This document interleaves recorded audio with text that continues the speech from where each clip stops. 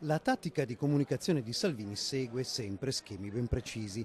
Di solito, se vuole far passare un messaggio, attende la domanda dei giornalisti e apparentemente butta lì una risposta. La casualità però non esiste e quando tocca il tema di un nuovo parametro da far accettare all'Europa, si capisce che si aprirà presto un nuovo fronte di discussione.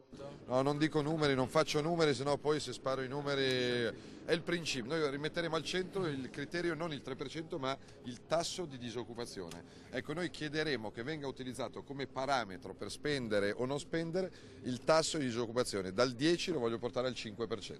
Quindi la richiesta è contemplare i progressi che il governo spera di fare in tema di occupazione a fronte delle richieste che la Commissione europea sta facendo per non avviare la procedura di infrazione. Una richiesta irrituale, ma che volutamente viene gettata sul piatto a Bruxelles. Poi c'è il fronte interno. Qui Salvini manda un nuovo messaggio, neppure tra le righe, agli alleati e ai 5 Stelle. Non è una questione di singoli, ci sono, metti insieme autonomia, flat tax, riforma della giustizia, riforma della scuola, grandi opere, non dico solo TAV, rapporti con l'Europa, decreto sicurezza mio che è lì fermo da un tot è pronto.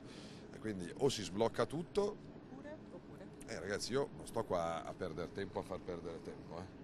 Ma io sono ottimista per natura e conto che tutti abbiano capito il messaggio.